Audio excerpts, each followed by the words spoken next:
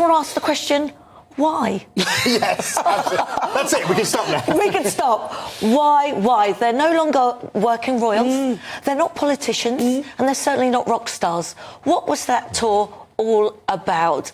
I mean, what a sham. It's a fake royal tour, and I think the only reason they did it was to rattle the cage of King Charles and William.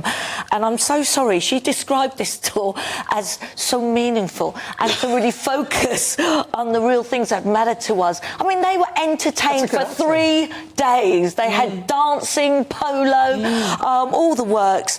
No mention at all of the horrific human rights issues that go on in Nigeria. You know, the child brides, the poverty. It's 43% of that country is below poverty. And there she is in all her different dramatic outfits, costing thousands and thousands of pounds, totally not reading the room. Oblivious. And oblivious. And I just think they're laughing stocks. I'll tell you why they did this tour. They did it for photo opportunities, for a PR stunt, and sadly to rattle the cage of King Charles. And I think it's really awful what they've done. What do you think, Matthew Larson? Well, I think they failed to rattle King Charles's cage. I think they just made fools of themselves, really. I mean, not least the national anthem was pretty extraordinary footage there, wasn't it? Of, I mean, I've never seen somebody look so sort of embarrassed than you can imagine. I mean, I think Lizzie's absolutely right. Why? They have to accept either, you know, they could have been working royals, in which case they would have been representing our country abroad, and they would have had meetings to that end. They may well have had a trade delegation with them, which is what you usually have on a royal visit, so it's not just the pomp and ceremony. There's real business behind it. And as you said, they're not politicians, they're not rock stars, they're just a couple of people without anything to do.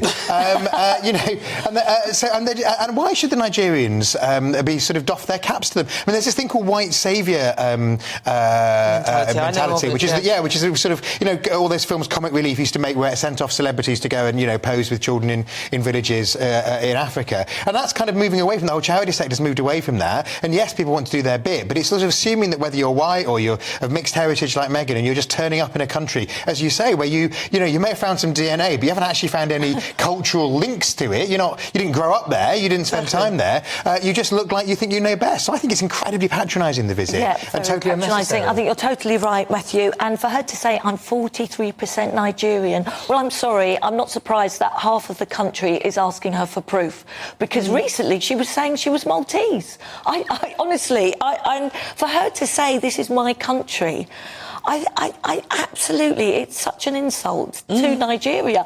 And for then Harry to address an audience and say, I feel like you're my in-laws, when he himself, he hasn't even visited or met his own in-law. Yeah. I mean, it is just quite something else.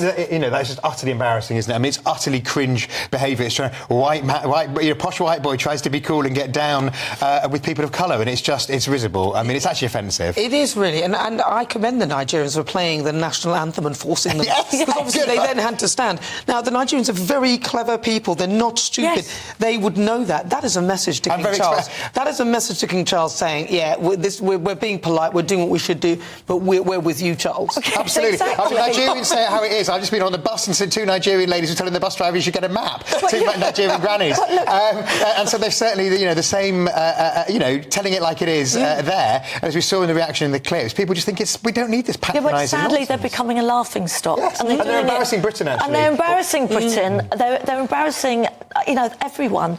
And they're doing it all to themselves. They've got South Park doing cartoon features of them, saying it's the, you know, the privacy tour. They wanted privacy. What are they doing? Yeah. As I said... Either have a private life, or, you know, be a public figure, which is what you had the choice to do, or go and do something which actually, you know, if Meghan went back to being a film star, I know there are issues whether she would, you know, get the jobs or not, but if she went back to being a, you know, film star, then, you know, she might be promoting a film or something, but literally just sort of finding something to do. Exactly. I mean, take up gardening. But the thing is, nobody would be interested in what they're doing if they didn't have connections with the royal family. So they are, again, leveraging their connections to make themselves relevant. Well, and I just think, well, listen, you had a chance to do what you are doing now under the guise of being royal, and actually in this discussion, I played you some of the clips, but the entire thing, I'll put a link out there on my Facebook page where you can actually, it is actually out there on my Facebook page where you can see the entire thing. And it's just, you know, it's almost as though they think that they can patronise, in a sense, the Nigerian people and pull the wool over their eyes and do nothing. What are they? What's sadly, the meaning they have to fill relevant. And sadly, not just here, but over on the pond, they're just losing all popularity. Yeah. And this is them trying to feel important. Well, I'm sorry, guys, you blew it. You walked out on this country. And on the Invictus Games, he uses the Invictus Games like he's representing a country. Yeah. I mean, it's a very worthwhile charity. It is a charity. You know, you don't tend to make your whole life about one thing. You know, obviously, you know, when they actually happen, etc. But just a sort of, you know, he doesn't represent Britain. He doesn't represent anywhere else. He just sort of, you know, potters around the world. Yeah. And shouldn't the money for the trip be better spent on the soldiers who were involved in the Invictus Games? And they're losing all concept of life. They're just in their own world, aren't they? And I've heard that King Charles and William are absolutely livid with this because it is making a laughing stock.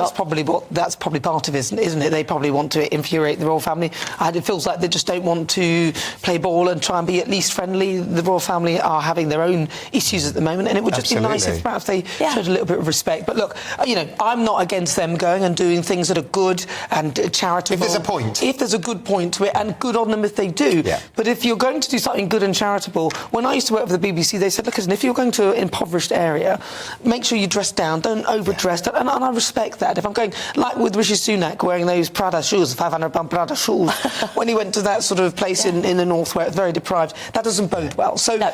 Things like that. It's just all of it. It's about sensitivity and empathy. But Meghan knows everyone will be looking at... They don't have, do they? Meghan knows that everyone will be looking at what she's wearing and how much it is. I mean, she wore just a summer dress that was over £4,000.